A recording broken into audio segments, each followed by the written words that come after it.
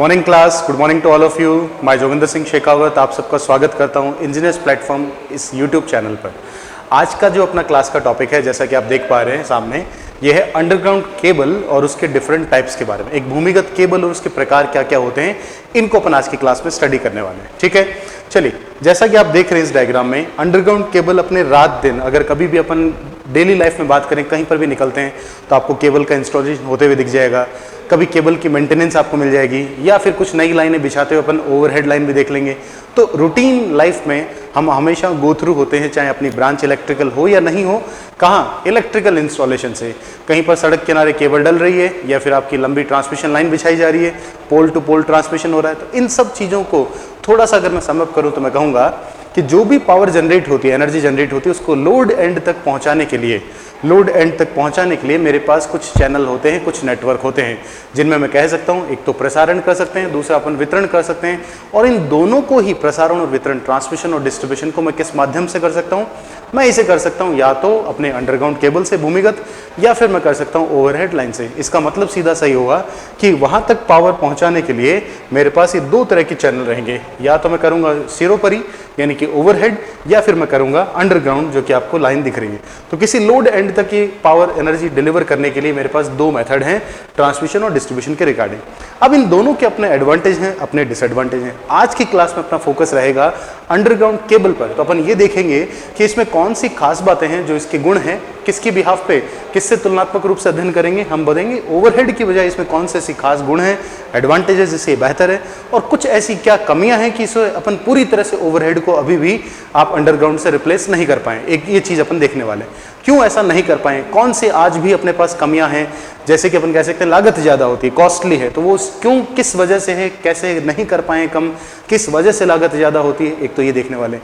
दूसरा अपन केबल के बारे में देखेंगे, उसका मेजर कंस्ट्रक्शन क्या होता है, बनावट कैसी होती है। आप गौर से देखें तो अलग अलग तरह की अपने पास जो केबल उपलब्ध होती है, चाहे आपकी सिंगल कोर हो, टू कोर हो, या फिर राउंडेड हो, या फिर किसी भी तरह की केबल हो, उसमें अपन देखते हैं कि अंदर अलग अलग तरह की लेयर्स दिखती है अपने को। वो लेयर क्या है, वो डिफरेंट लेयर किस तरह से माउंट की जाती है, उनका क्या मतलब है, किसकी बनी होती है, किस कारण से लगाई गई हैं, उन सब के बारे में स्टडी करेंगे। और फिर अपन स्टडी करेंगे प्रकार यानी कि क्लासिफिकेशन, वर्गीकरण के बारे में, किस आधार पर इसको वर्गीकृत किया गया है, और फिर उससे संबंधित कुछ मिसलेनियस बातें, या फिर केबल बिछाते कैसे हैं, कौन कौन से सिस्टम हैं, इसके सुरक्षात्मक चिन्ह कैसे होते हैं, सिंबल पे कई बार प्रश्न आ जाता है, और कुछ लास्ट में मिसलेनियस की केबल के मूल प्रश्न आजकल कौन से पूछे जा रहे हैं, इन सबको लेने वाले हैं अपन आज की क्लास में।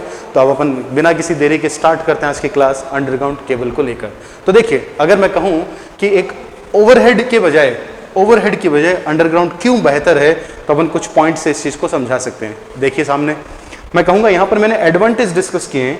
इन एडवांटेज में ये बताया गया है कि क्यों ओवरहेड बेहतर है, क्यों अंडरग्राउंड बेहतर है, किसकी बजाय, ओवरहेड की बजाय। आप जानते हैं किसी अंडरग्राउंड सिस्टम की बात करूं तो सबसे पीछे लॉन्ग लाइफ मीन्स जब इसे जमीन के नीचे इंस्टॉल करते हैं तो प्राकृतिक आपदाओं से, या अगर मैं कहूं बाह्य क्षति कुछ आ सकती है उनसे, या फिर लोगों की पहुंच से, दूसरे अवस्थाओं से, इन सब से ये दूर रहता है। तो आप कह सकते हैं छेड़खानी ज़्यादा नहीं है। नेचुरल फॉल्ट आ जाए तो बात अलग है, बाकी कोई दूसरी वजह से प्रभावित नहीं होती है। इसलिए रिलेटिवली इसकी आयु यानी इसकी लाइफ क्या है, ज़्यादा है, ज़्यादा लंबे समय तक ये काम कर सकती है तुलनात्मक रूप से सिरोपरि लाइनों की बजाय। पोल गिरना, लाइनें टूट जाना, टेंशन आ जाना, लाइटनिंग आना, ये सब कहाँ होता है? ओवरहेड में। क्या अंडरग्राउंड में ऐसा कुछ होगा क्या? नहीं। भूकंप आ गया तो बात अलग है, जमीन ही धंस गई तो वो प्राकृतिक कुछ स्पेसिफिक आपदाएं हैं, तुलनात्मक रूप से कम है, इसलिए लाइफ क्या होगी, ज्यादा। निम्न अनुरक्षण, मेंटेनेंस भी कम होती है, क्योंकि जब ये सब दोष नहीं होंगे, ये सब अवस्थाएं नहीं होगी, तो इसका अनुरक्षण लागत भी क्या आएगा, कम। बहुत कम रूटीन मेंटेनेंस की जरूरत पड़ती है किसी अंडरग्राउंड केबल को। ठीक है, फिर अपन ने कहा सेफ्टी, जब आप उसकी पहुंच तक नहीं होंगे तो आप सुरक्षात्मक रूप से भी क्या है, ज़्यादा सक्षम है। आप ओवरहेड लाइनों को छू सकते हैं, कोई बस ट्रक भी छू सकता है, लाइन अपने आप गिर भी जाती है टेंशन के कारण, लाइटनिंग सर्ज की वजह से हो सकता है, वो चीज़ें यहाँ नहीं हो सकती है। तो आप कहेंगे सुरक्षात्मक रूप से भी ये ज़्यादा सेफ है ओवरहेड की बजाय। अब वो बात अलग है, आप गड्ढा खोद के इंसुलेशन उतार के हाथ लगा लें तो करंट आएगा ही ना, लेकिन प्राकृतिक रूप से नॉर्मली तो ऐसा नहीं होगा ना, इसलिए अपन कहेंगे बहुत कम। एक्सीडेंटल अगर है तो बात अलग है, तो सुरक्षात्मक भी ये क्या है, बेहतर है। फिर अगर अपन बात करें इसकी फोर्थ पॉइंट, देखिए क्या लिखा है मैंने, तड़ित और तूफान। तड़ित मतलब लाइटनिंग, और तूफान मतलब आप कह सकते हैं स्टॉर्म। तूफान और प्रकाशीय आकाशीय बिजली गिरने से, ये दोनों ही नेचुरल आपदाएं, प्राकृतिक आपदाएं हैं। अगर ऐसा होता है तो आप कह सकते हैं अंडरग्राउंड को बनिस्बत नुकसान न के बराबर होगा, क्योंकि वो जमीन से अंदर, वो तो उससे पहले ही वो अर्थ हो जाएगा। जबकि सीधा और बहुत ही मेजर नुकसान किसको मिलता है, यहाँ पर ओवरहेड को। तो आप कहेंगे इनसे ये स्वतंत्र, इनका कोई प्रभाव नहीं होता है, not affected by lightning and storm, ये लिख रखा अपन ने। नाउ अगर मैं बात करूं सप्लाई में निरंतरता की, जब ये ऊपर सारे दोष होंगे तो ओवरहेड लाइन के द्वारा सप्लाई की निरंतरता प्रभावित होगी, लाइन कट जाती है, कई टाइम तक फॉल्ट अगर आ गया तो आपके इलेक्ट्रिसिटी फॉलो नहीं कर रहा है, ये सब अंडरग्राउंड में कम होगा, ये अपन कह सकते हैं। फिर एक इंपॉर्टेंट पॉइंट अपन ने लिखा है, देखिएगा ध्यान से, no interference with communication line, यानी संचरण लाइनों से व्यतिकरण नहीं।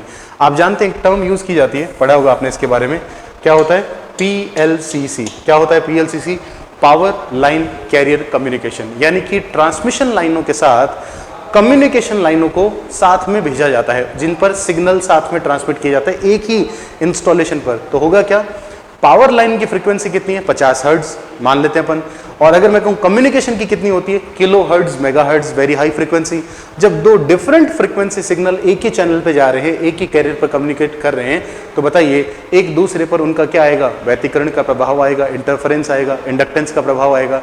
इस वजह से जो सिग्नल है वो क्या हो जाता है, विकृत हो जाता है, डिस्टॉर्ट हो जाता है। तो आप कह सकते हैं ये कहाँ नहीं होगा, अंडरग्राउंड में नहीं होगा, क्योंकि वहां पर आसपास नियर बाई उसका इफेक्ट आता ही नहीं, सेपरेट अलग अलग माउंट कर सकते हो, जबकि यहाँ पर ये इफेक्ट आपके प्रदर्शित होता है। तो आप कहेंगे ऐसा कोई इंटरफेरेंस अंडरग्राउंड केबल में नहीं होता है। अब इन सब के साथ अगर लास्ट कहूँ तो किसी क्राउडेड एरिया में, पहले से ही आपके सिटी में बहुत सारे पोल हैं, लाइनें हैं, और 4-5 मंजिल बढ़ गई, उनको भी कनेक्शन देने हैं, कॉलोनीज बस गई, तारों का एक जाल सा लगता है हमेशा, तो आपको यही पता नहीं चलेगा कहाँ का फॉल्ट है, किससे रिलेट कर रहा है, तो बड़ा मुश्किल है वहाँ पे, आप कह सकते हैं। तो बहुत ही भद्दा लगता है, सुंदर नहीं लगता है।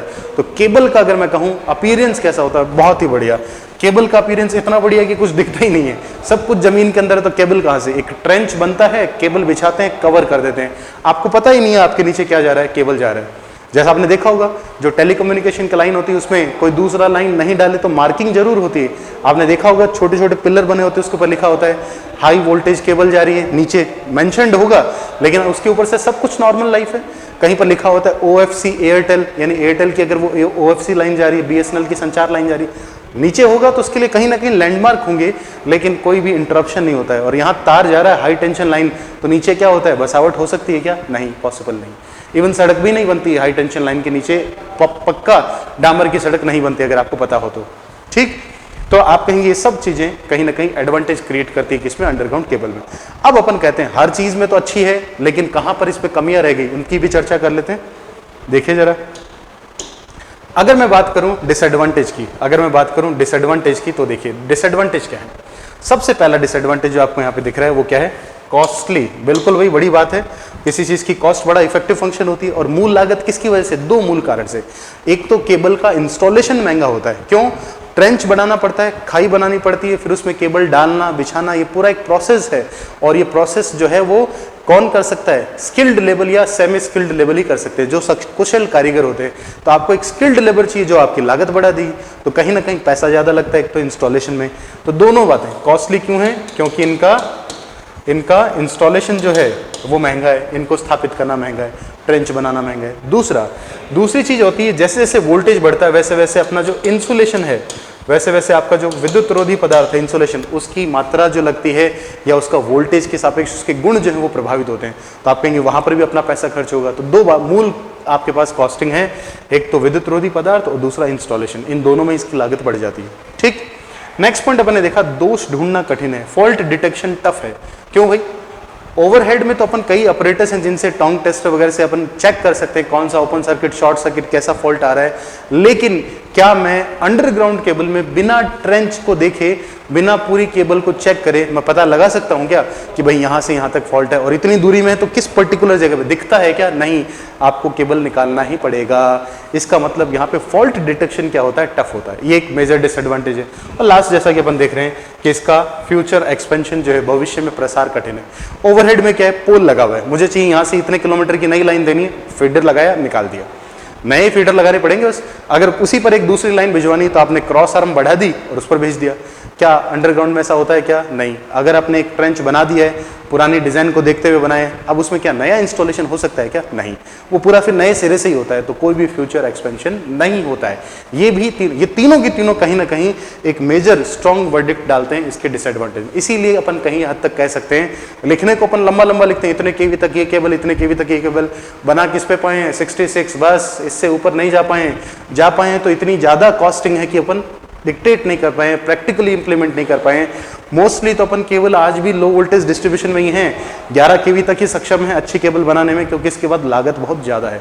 33 फिर भी बोलूँगा, 66 हद से हद बोलूँगा, उसके ऊपर की केबल ख्वाबों में ही बन रही है, अभी तक बनी नहीं है, क्योंकि उसके लिए इंसुलेटिंग मटेरियल बहुत ज़्यादा कॉस्ट क्रिएट करता है, तो वो प्रैक्टिकली सही नहीं होगा, ये अपन कह सकते हैं। ठीक, तो ये सब इसके थे डिसएडवांटेज। आगे बढ़ते हैं अगली स्लाइड पे।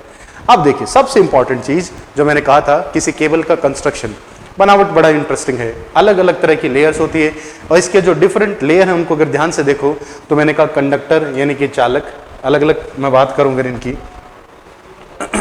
कंस्ट्रक्शन में बात करूं तो सबसे पहला देखिए कंडक्टर, उसके बाद क्या दिख रहा है इंसुलेशन, फिर क्या दिख रहा है मेटेलिक शीथ है, धात्विक आवरण, फिर है बीडिंग, उसके बाद आता है आर्मरिंग और फिर आता है सर्विंग। तो एक लेयर्स हैं, एक के बाद एक लेयर। अगर आप सामने से देखें तो अंदर अंदर डिफरेंट लेयर्स आपको दिखेगी इसकी। इन लेयर्स को हमेशा सीक्वेंस में याद रखना जरूरी, क्योंकि क्वेश्चन बनता है यहाँ से कि कौन सा किसके बीच होता है, तो इसको एक शॉर्ट ट्रिक मैंने लिखी, उससे याद कर सकते हो। किम्बस, क्या बोलते हैं हम? किम्बस, किम्बस CIMBAS, किम्बस। किम्बस में C से आपका कोर, I से इंसुलेशन, M से मेटेलिक शीथ, उसके बाद आपके पास bedding, then armouring, then serving. अब ये 6 लेयर या 6 मटेरियल क्या होते हैं, इनके बारे में डिटेल से स्टडी करने वाले हैं, तो थोड़ा सा शॉर्ट में देखें फिर बात करते हैं आगे। देखो भाई, सबसे पहले जो अपन ने लिखा कंडक्टर, कंडक्टर इसका मूल भाग है। अभी जो मैंने डायग्राम बना रखा है जो आपको दिख रहा है, ये क्या है? 3 कोर केबल है, 3 पर्टिकुलर कोर ले रखे हैं। उन कोर को आपस में इंसुलेट करने के लिए बीच में क्या देना पड़ेगा? विद्युतरोधी पदार्थ। ये रहा भाई, इंसुलेशन मटेरियल भी डाल रखा अपन इनके सापेक्ष, तो कोर है और इनके बीच का इंसुलेशन है। अब इंसुलेशन मटेरियल जो है उसको बाह्य नमी से बचाने के लिए, क्योंकि कोई भी मटेरियल अगर इंसुलेशन में है और अगर आर्द्रता ग्रहण कर ले, अगर वो हाइग्रोस्कोपिक हो जाए तो क्या होगा? उसके गुण नष्ट होते हैं, क्षीण होता है। वही बात जैसे चुंबक को गर्म कर दें या तोड़ दें तो भंगुर होता है, लेकिन फिर भी उसके गुण कम हो जाएंगे। इसी तरह से अपन कहते हैं धात्विक आवरण लेकर हम इसे मॉइस्चर से बचाते हैं, आर्द्रता से बचाते हैं। अब मेटेलिक शीट लगा दी। मेटेलिक शीट क्या होती है? एक कॉपर या एल्यूमिनियम की लेयर लगा देते हैं अपन, टिंड कॉपर या एल्यूमिनियम से। फिर शीट के बाद अपन एक बीडिंग सरफेस लेते हैं। बीडिंग क्यों ली जाती है? बीडिंग एक जूट या रेशेदार पदार्थ होता है जिसको प्रदान करके हम बीच के घर्षण को थोड़ा सा बढ़ा देते हैं, जिससे क्या होगा? आर्मरिंग को इसकी मैकेनिकल क्षति जो मिलती है उससे बचाता है। दूसरा, बीडिंग अंदर तक जाने वाली मॉइस्चर को कुछ हद तक खुद भी कम कर सकता है। फिर अपन बात करते हैं आर्मरिंग की। आर्मरिंग मूल रूप से यांत्रिक सुरक्षा प्रदान करता है किसी केबल को, क्योंकि किसी केबल में आर्मरिंग एक स्टील की जाली सी होती है, आपने देखा भी होगा, बेसिक केबल में भी होता है। आपकी जो डिश वाली केबल उनमें भी आर्मरिंग का एक छोटी लेयर दी जाती है। इसका काम है, स्टील की टेप या जाली सी होती है जो पूरी लेयर में चलती है, तो बाहर से कोई नुकीली चीज अगर इसके ऊपर पड़े या कोई वेट पड़े तो केबल क्या नहीं होगी? कटेगी नहीं, कंडक्टर कटेंगे नहीं। तो मैकेनिकली एडवांटेज कौन देता है? यांत्रिक सुरक्षा कौन देता है? आपका आर्मरिंग।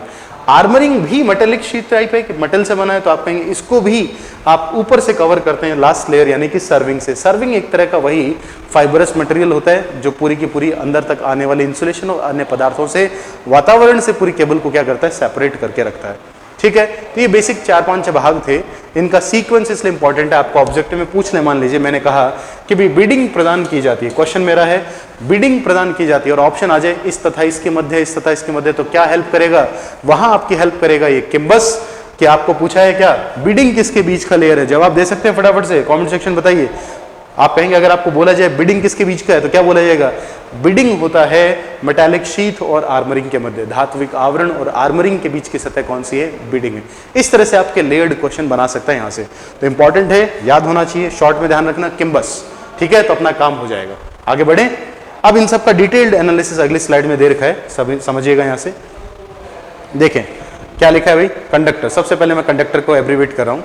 चालक, चालक बेसिकली क्या है? तो अपन ने कुछ पॉइंट जो अभी बोले थे वही है। चालक बेसिकली क्या होता है? आंतरिक भाग होता है जो करंट को कैरी करता है, धारा वहन करता है, कैरी करने का काम करता है। जितनी कंडक्टिविटी अच्छी होगी उतना ही वो ज़्यादा करंट कैरी करेगा, क्रॉस सेक्शनल एरिया भी ज़्यादा होगा। किस तरह का होता है? तो टिन युक्त कॉपर या एल्यूमिनियम से बनाते हैं। टिन युक्त कॉपर क्यों लिया गया, टिन क्यों मिलाया गया? आप कहते हैं केवल सॉलिड कॉपर में अगर टिन मिक्स कर दो, टिन्ड कॉपर अगर यूज करूंगा तो इसकी फ्लेक्सिबिलिटी बढ़ जाएगी। क्या बढ़ जाएगा? ये मुड़ेगा तुड़ेगा नहीं, थोड़ा भी टर्न अगर आता है तो वहां पे बेंड नहीं होगा, कट नहीं होगा, थोड़ा सा फ्लेक्सिबल बन जाएगा। ऐसा करने के लिए एक और चीज भी यूज करते हैं, नंबर ऑफ स्ट्रैंड्स पे बढ़ा देते हैं। बलदार चालक का यूज किया जाता है ताकि फ्लेक्सिबल कंडक्टर अपने को मिले।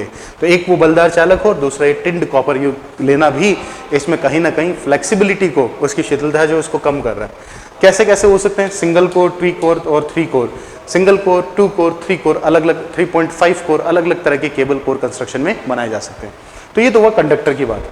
कंडक्टर के ठीक ऊपर अपने को क्या लगाना पड़ेगा? इंसुलेशन। क्यों भाई? इंसुलेशन बेसिकली क्यों? क्योंकि 2 कोर के बीच में इंसुलेशन नहीं देंगे तो शॉर्ट हो जाएगा ना। तो आप कहेंगे सबसे बड़ी चीज जो यहाँ कॉस्ट की है वो क्या है?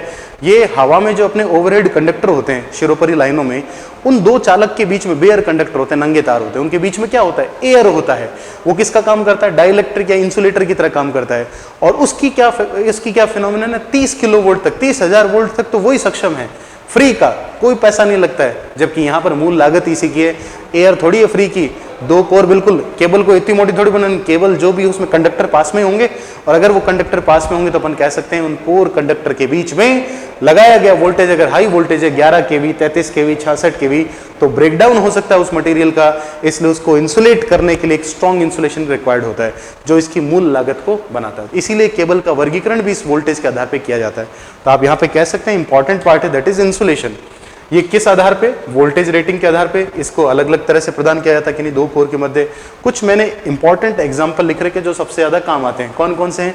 सबसे पहले दिख रहा है आपको VIR, वल्केनाइज्ड इंडियन रबड़। आपको पता है सामान्य रबड़ जो लेटेक्स रबड़ से दूध मिलता है आपके पेड़ से, लेटेक्स जो रबड़ है उस पर अपन वल्केनाइज्ड प्रोसेस से सल्फर मिक्स करने का प्रोसेस है बेसिकली, उससे क्या तैयार करते हैं? VIR, जो एक अच्छा इंसुलेटिंग मटेरियल है। दूसरा लिख रखा है मैंने वार्निश कैम्ब्रिक। वार्निश कैम्ब्रिक एक वार्निश यानी लिक्विड इंसुलेशन है। उसको किसी पेपर के अंदर अगर पेपर को अगर वार्निश में डुबो कर निकाल दें तो वो जिस तरह का लेदरेट टाइप पेपर बनेगा वो एक प्रकार का वार्निश कैम्ब्रिक की तरह काम में आता है, इंसुलेटर की तरह। नेक्स्ट दिख रहा है आपको इम्प्रेग्नेटेड पेपर। ये भी पल्ड पेपर होते हैं जिनका इंसुलेशन के रूप में यूज किया जाता है। और ये पल्ड पेपर जो है इसे एम्पायर टेप भी बोला जाता है। याद रखिएगा, पूछा जाता है कई बार एम्पायर टेप। प्रैक्टिकली कोई नहीं जानता इम्प्रेग्नेटेड पेपर क्या, आप कहेंगे एम्पायर टेप के रूप में इसे काम में लेते हैं। लास्ट एक दिख रहा है अपन ने लिखा है PVC। आप जानते हैं PVC यानी कि पॉलीविनाइल क्लोराइड। ये एक तरह से एथिलीन का क्या है भाई आपका, ये क्या है? बहुलकीकरण से, ये क्या है? पॉलीमराइज्ड प्रोसेस से आपका तैयार किया गया इंसुलेटिंग मटेरियल है। तो ये चारों ही बहुत बेहतर है और ज्यादातर काम में लिए जाते हैं। ठीक है, नीचे मैंने कुछ पॉइंट लिखे हैं, ध्यान से देखिए, जो ये बताते हैं कि क्या क्या मटेरियल में आपके प्रॉपर्टी होनी चाहिए। यानी अगर अपन बात करें मटेरियल के इंसुलेटर की तरह काम में लिए जाने की, केबल में या कहीं पर भी, तो उसमें कौन कौन से गुणधर्म प्रॉपर्टीज होनी चाहिए। पूछा जाता है ऑब्जेक्टिव क्वेश्चन यहां से कि कौन सा इनमें से नहीं है या कौन सा है। तो ध्यान से सुनना, 3 सामर्थ्य अधिक होने चाहिए। कौन कौन से? देखिए ध्यान से, हाई, कौन कौन से दिख रहे हैं यहाँ पे? आपकी स्ट्रेंथ की बात करूं तो आपने कहा high insulating strength, high dielectric strength, high mechanical strength. यानी वो क्या हो? अच्छा विद्युत रोधी, इंसुलेटिंग प्रॉपर्टी ज्यादा हो, करंट को पास नहीं होने दे।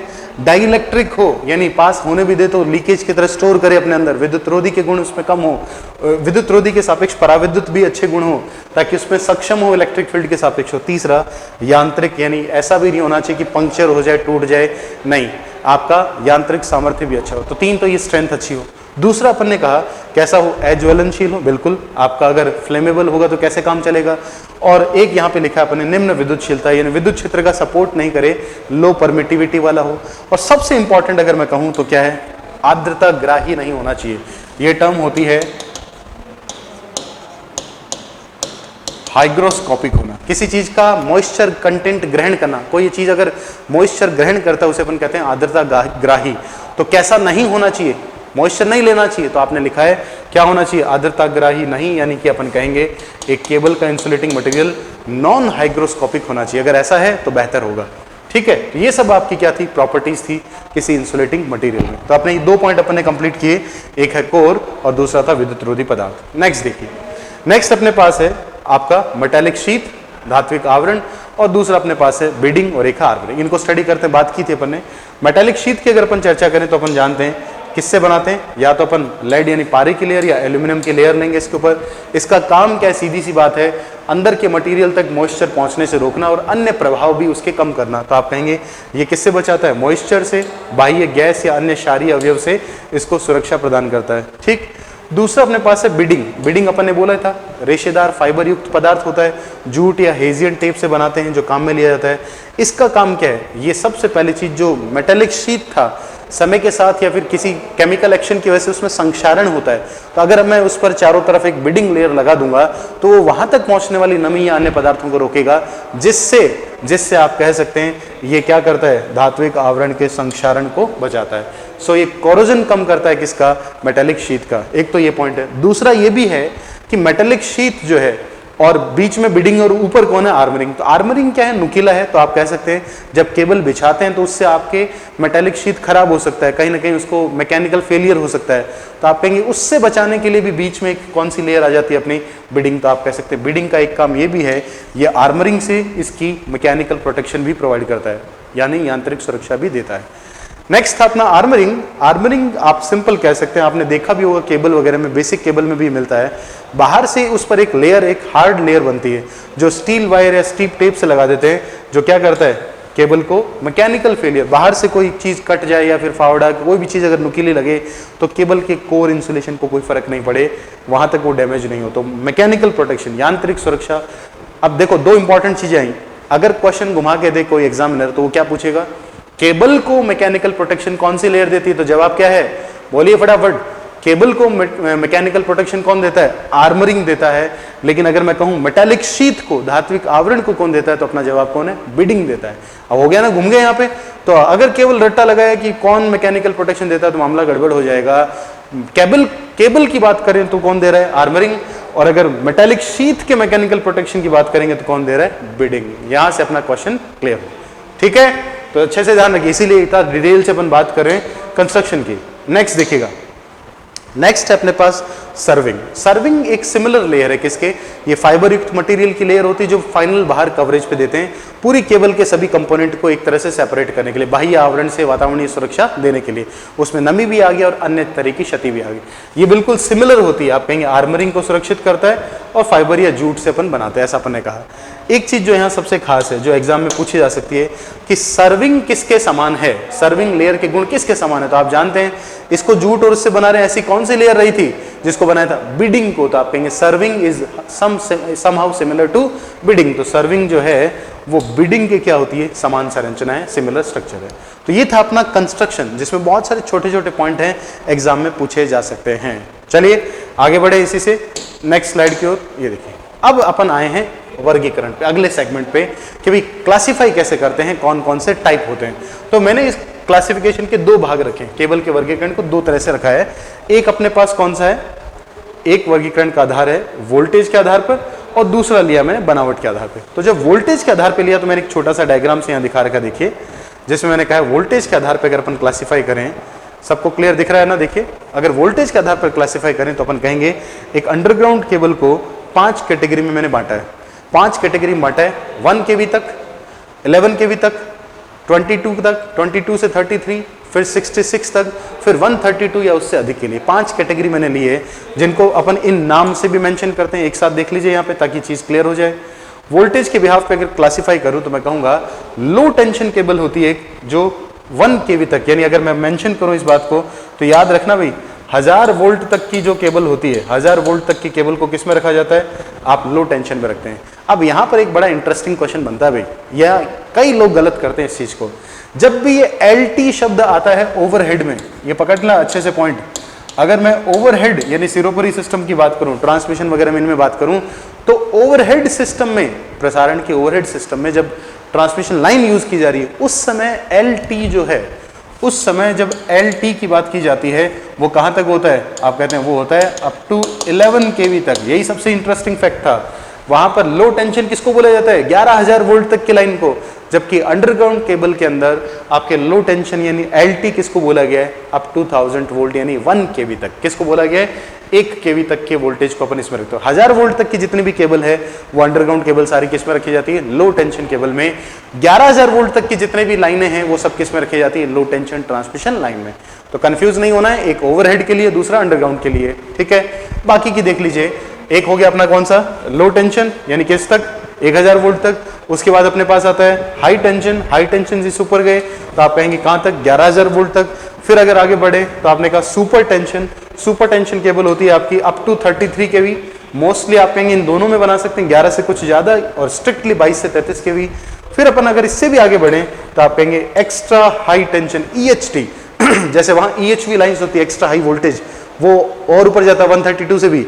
यहां पर ये किस पे है? केवल 66 kV तक की रेंज को EHT में रखते हैं। और फाइनली अगर मैं कहूं इससे भी बियॉन्ड है यानी 66 kV से ज्यादा या उससे भी 132 से भी ज्यादा, तो आप कहेंगे अप टू 132 और बियॉन्ड पे अगर जाए उससे अधिक के लिए तो कौन सा है? Extra super voltage cable. तो अपन यहां पर केवल अभी बातें कर रहे हैं, देखिए सामने एक्स्ट्रा सुपर नाम पहले रख दिए कि जब बनाएंगे उस दिन नाम तो पता ही है। हालांकि प्रैक्टिकली मैं बात करूं, इंडियन पावर सिस्टम में आज अपन जिस केबल के वोल्टेज तक यूज कर पा रहे प्रैक्टिकली और बहुत ही अच्छे तरीके से, वो फाइनली 33 तक सुपर टेंशन केबल अपन इजीली बना पा रहे हैं और अच्छी लागत में भी बना पा रहे हैं। लेकिन अगर इसकी बात करूं तो डिजाइन कर चुके हैं, लेकिन इसकी बात करें तो यहां तक का इंसुलेशन मटेरियल तो है, लेकिन उस उपलब्धता पर नहीं कि अपन आसानी से इसमें काम, हालांकि यूज कर रहे हैं अपन, लेकिन मैं कहूंगा उतने बड़े पैमाने पर नहीं जितने पे किया जाना चाहिए। तो आप कहेंगे वो तब होगा जब आप उसकी लागत को क्या कर पाए? कम। आगे देखिए, इसी चीज को अगर अपन इधर देखें, एक दूसरा वर्गीकरण का आधार भी लिया, बनावट के आधार पे, कंस्ट्रक्शन के आधार पे। ये शेप में होता है बनावट के आधार पे किस तरह का। तो एक अगर मैं इस H शेप में केबल को बनाता हूं तो अपने पास वो है। अब इस H शेप केबल में ही अगर मैं सेपरेट लीड, पृथक रूप से लीड की अगर लेयर यानी पृथक रूप से अगर मैं तांबे की परत या लेड की लेयर लगा दूं तो SL टाइप यानी SL केबल। उसके बाद आपके पास है HSL, H type for separate lead, तो आप कहेंगे HSL केबल। और ये दोनों ही आपकी हाई रेटिंग के लिए जो 66 kV के बिहाफ पे अपन यूज करते हैं। एक है ऑयल फील्ड और एक है गैस प्रेशर। ये दोनों ही आपकी क्या है? ऑयल इमर्ज्ड और गैस प्रेशर। तो बनावट मतलब कैसा इंसुलेटिंग मटेरियल और किस स्ट्रेंथ पर रखा गया है और कैसा स्ट्रक्चर है, बनावट के आधार पे ये वर्गीकरण भी किया जाता है। तो नॉर्मली इनको अपन इस तरह से भी बांटते हैं। एक अपना क्या होता है? एक अपन कहते हैं बेल्टेड केबल होता है, बेल्टेड केबल के आगे प्रेशर केबल होता है। इस तरह के क्लासिफिकेशन को भी अपन कंस्ट्रक्शन में ही रखते हैं। ज्यादातर जो प्रश्न पूछा गया है वो किस पे आता है? आपके वोल्टेज रेटिंग के आधार पे केबल का वर्गीकरण। ठीक है, आगे बढ़े, चलिए नेक्स्ट स्लाइड पे चलते हैं। ये था क्लासिफिकेशन। अब नेक्स्ट सेगमेंट जो आता है, जो आप जानते हैं और प्रैक्टिकली देखते हैं भी इसके बारे में, वो है लेइंग डाउन। क्या है भाई? Laying down of cable. Laying down of cable मतलब केबल बिछाने का तरीका क्या है। अब लेइंग डाउन में अपन केबल किस तरह से इंस्टॉल करते हैं इसकी बात कर रहे हैं। तो देखिए यहाँ पे 3 तरह के सिस्टम यूज किए जाते हैं। लेइंग डाउन ऑफ केबल में हमारे पास 3 मेथड होते हैं। एक तो कहलाता है डायरेक्ट लेइंग यानी सीधा खड्डा खोदा और केबल बिछा दिया। दूसरा कहलाता है ड्रॉ इन सिस्टम, जो अपन आजकल अक्सर देखते हैं कि एक सॉलिड पाइप लगाया जाता है, उस पाइप के थ्रू केबल में से कंडक्टर को इंसर्ट करके निकाला जाता है। यानी उस सॉलिड पाइप RCC का भी हो सकता है, स्टील का भी हो सकता है, उस पाइप के थ्रू अपन एक सॉलिड के थ्रू आप क्या करते हैं? कंडक्टर को पास करते हैं, केबल को बिछाते हैं, वो ड्रॉ इन सिस्टम है। और तीसरा अपने पास है सॉलिड सिस्टम। सॉलिड सिस्टम में बिटुमिनस का लेयर करके उसको बिल्कुल पैक करके यूज किया जाता है, तो वो अपना कौन सा होता है? Solid system. तो तीनों को थोड़ा सा रिलेट करके बताता हूं एक एक करके। तीनों में ही अगर एक कॉमन बात बोलूं तो तीनों में क्या दिख रहा है? खाई तो खोदनी ही पड़ेगी केबल को डालने के लिए। इसका मतलब अगर मैं खाई की बात करूं, मतलब किसकी?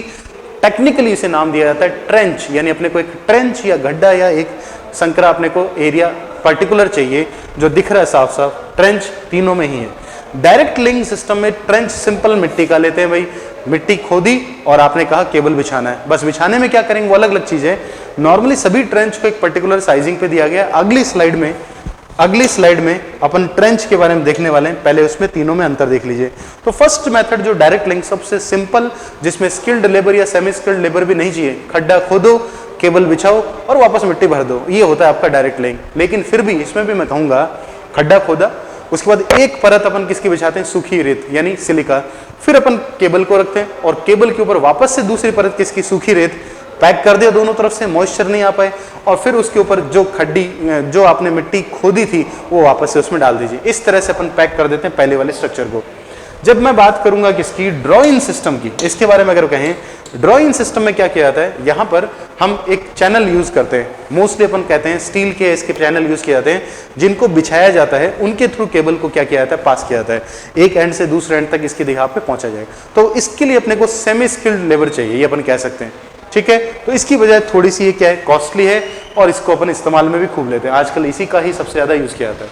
इसमें क्या किया जाएगा, इसमें अपन कहते हैं एक सॉलिड सिस्टम तो नहीं, पहले ट्रेंच बनाया मिट्टी का, बालू रेत बिछा दी अपन ने, ठीक है, नहीं भी बिछाए तो उसके अंदर सीधा एक स्टील का पाइप या फिर आरसीसी का चैनल या पाइप लगाते हैं, जिसके थ्रू केबल को पास किया जाता है। तो थोड़ा सा केबल को मैकेनिकल प्रोटेक्शन क्या होगा आपका, बढ़ जाएगा।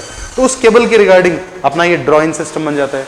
अगर फिर आगे देखें तो अपने पास आता है क्या, सॉलिड सिस्टम। सॉलिड सिस्टम की बात करूं तो इसमें आपको पर्टिकुलर आरसीसी चैनल देना पड़ेगा, यानी ट्रेंच जो आप बना रहे हो उस ट्रेंच के अंदर क्या करेंगे, एक आरसीसी पूरा का पूरा स्ट्रक्चर होगा, जिसमें आपको केबल में केबल बिछानी है और उसके बिहाफ पे उस पर बिटुमेन डाल के उसको पैक कर देते हैं। कोई फ्यूचर एक्सपेंशन नहीं हो सकता, इस तरह से अगर बिछाया जाए तो ये अपना कहलाता है सॉलिड सिस्टम, ठीक है। ये तीन तरह के अपने पास मेथड है, सबसे ज्यादा महंगा यही है, जो सबसे ज्यादा प्रैक्टिकली यूज किया जाता है कौन सा है, ड्रॉ इन सिस्टम है। आगे बढ़े नेक्स्ट स्लाइड की ओर देखिए। अब मैं ट्रेंच की बात कर रहा था, तो देखिए ट्रेंच क्या होता है। ट्रेंच के अंदर ये कहा जाता है कि एक बेसिक आपको पहले एक गैप लेना है, तो इसकी साइज बड़ा फिक्स है, बिल्कुल याद रखिएगा। ट्रेंच गहराई पे कितना होता है, तो आप कहेंगे इसमें हमेशा, इस ट्रेंच में हमेशा ये जो दूरी है ये 1.5 मीटर की होती है, और ये जो अपना गैप हॉरिजॉन्टल ये हमेशा 45 सेंटीमीटर, ये इतना स्ट्रेंथ है। 1.5 मीटर डिग और ये 45 सेंटीमीटर अपन ब्रॉड लेंगे। इस खड्डे को खोद कर सबसे पहला लेयर, अगर मैं बेसिक लेयर पे बात करूं तो क्या सिलिका बिछा दिया, बालू रेत, ताकि मॉइस्चर कंटेंट को सीधा नहीं आने दे। फिर अगर मैं इसे यूज कर रहा हूं सॉलिड सिस्टम पे, तो मैं क्या करूंगा, एक पाइप लूंगा जिसके अंदर केबल को इंसर्ट करके बिटुमेन से पैक कर दूंगा।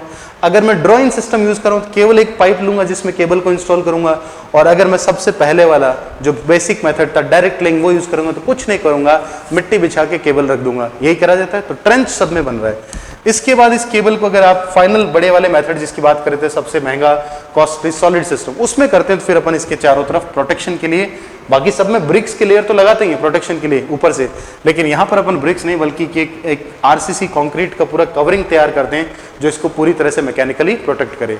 इस तरह का अपना एक स्ट्रक्चर होता है जो अपने डिग करना या फिर ट्रेंच जो है, इसके लिए आपको स्किल्ड लेबर की आवश्यकता पड़ती है, ठीक है। तो ये अपना एक ट्रेंच या ड्रॉ इन सिस्टम को समझाने वाली बात। नेक्स्ट देखिए, नेक्स्ट अपन कहते हैं कहीं पर भी अगर अपने को मिलेंगे, कहीं पर केबल जा रही है, तो अगर वहां पे दोबारा कभी खुदाई हो जाए तो पहले से पता रहे, तो नोटेशन यानी सुरक्षा संकेत कौन से होते हैं, तो आप कह सकते हैं ये चीज क्या दिखाता है, ये बताता है अंडरग्राउंड केबल यहाँ नीचे जा रही है तो आप नो डिगिंग, मतलब यहाँ पे डिगिंग नहीं करेंगे, खुदाई नहीं करेंगे। ये बताता है, जैसे अपन कहते हैं ओवरहेड लाइन या कंडक्टर्स जाते हैं वहां पे लिखा होता है ना, बिजली का झटका, विद्युत खतरा 230 वोल्ट 400 वोल्ट इतने केवी, उसी तरह से ये वाला नोटेशन काम में ले जाता है। अंडरग्राउंड केबल है यानी हाई वोल्टेज पे, तो आपको यहाँ पे खतरा है, तो सेफ्टी सिंबल्स अपने पास ये दोनों इस्तेमाल किए जाएंगे। कभी आ जाए ये किसको शो करता है, ये थोड़ी लिख के देगा इतना ही बनाएगा, तो आप कह सकते हैं इतना बनाएगा, तो कह सकते हैं अंडरग्राउंड केबल के रिगार्डिंग, ठीक है। अब देखिए नेक्स्ट स्लाइड पे, नेक्स्ट स्लाइड है मिसलेनियस। इसमें अपन मेंशन कर रहे हैं, इस स्लाइड में अपन मेंशन कर रहे हैं कि कोर यानी केबल जब यूज करते हैं सिंगल कोर या 3 कोर, उसमें दो इंपॉर्टेंट टर्म होती है। एक होता है केबल का इंसुलेशन रेजिस्टेंस, विद्युत रोधी प्रतिरोध, और दूसरा जो होता है वो कहलाता है उस केबल की धारिता। अपने को पता है कैपेसिटेंस किसके बीच में होता है, किन्हीं भी दो कंडक्टिंग सरफेस के बीच में अगर डाइलेक्ट्रिक मटेरियल आ जाए तो क्या क्रिएट करेगा, कैपेसिटेंस। तो अगर मैं कहूँ दो डाइलेक्ट्रिक मटेरियल के बीच का कैपेसिटेंस है, तो आप यहां से देखिए ये जो 3 कोर केबल लिया है मैंने, इस 3 कोर केबल में तीनों कोर एक तरह से कंडक्टिंग पार्ट है, चालक है, इनके बीच में क्या आ गया बताइए, बीच में क्या आ गया, इंसुलेटिंग मटेरियल। तो दो कंडक्टर के बीच में इंसुलेटिंग मटेरियल, बताइए किसकी तरह क्रिएट करेगा, धारिता। इसे अपन कहते हैं कोर टू कोर, क्या बोलते हैं इसको, ये देखा है दो कोर के मध्य core to core capacitance. 3 core है तो ये 3 कैपेसिटर यहाँ हुए। इसी क्रम में अगर मैं कहूँ ये जो 3 कोर केबल था उसके चारों तरफ किसका लेयर होगा, 3 कोर केबल, इंसुलेशन, और फिर कौन आएगा, मेटालिक शीथ आएगा, धात्विक आवरण। तो मेटालिक शीथ जो लेते हैं उसको हमेशा सॉलिड ग्राउंडिंग करते हैं अपन, उसके पोटेंशियल को 0 रखने के लिए। तो आप कहेंगे अगर उसे ग्राउंड पे कर रखा है तो बताइए इस कंडक्टर से यहाँ ग्राउंड पर भी तो अपने पास जाएगा। तो आप कहते हैं कंडक्टर टू ग्राउंड जो जा रहा है वो भी एक तरह से क्या हो गया, ये मेटालिक शीथ क्या हो गया आपके पास, एक तरह से आपका कंडक्टर। ये कोर भी कैसा हो गया, कंडक्टर। तो दो कंडक्टर आइसोलेटेड बाय ये इंसुलेशन, तो आप कह सकते हैं ये भी किसकी तरह क्रिएट कर रहा है, कैपेसिटर। तो मेरे पास दो कैपेसिटर आ जाते हैं, एक है कोर टू कोर, एक है कोर टू अर्थ। तो दो कैपेसिटर अपने नेचर में यहाँ पे आपको मिलेंगे। इसी सीक्वेंस में ये क्वेश्चन बड़ा गलत होता है कई बार, अक्सर अपने को एक फॉर्मूला रटाया जाता है R equal to rho L by A, यानी resistance is directly proportional to length, लेकिन वो कंडक्टर का होता है, इंसुलेशन का नहीं होता है। हमेशा याद रखना केबल का इंसुलेटिंग रेजिस्टेंस जो है वो आपका क्या होगा, लेंथ के इनवर्सली प्रोपोर्शनल होगा। ध्यान रखिए, अक्सर ये चीज गलत करते हैं। तो जैसे जैसे अगर मैं कहूँ 100 किलोमीटर की लेंथ से 200 किलोमीटर पे शिफ्ट करूं अगर मैं केबल को, तो मैं कहूंगा उसके इंसुलेशन का रेजिस्टेंस क्या हो जाएगा, हाफ हो जाएगा, जबकि कंडक्टर का रेजिस्टेंस डबल हो जाएगा। ये चीज ध्यान रखनी है हमेशा। तो it is all about underground cable. तो आगे जितने भी वीडियो देखेंगे मन उसमें इसके बारे में, इससे रिलेटेड और भी चीजें पढ़ेंगे। तब तक के लिए thank you so much. Thank you.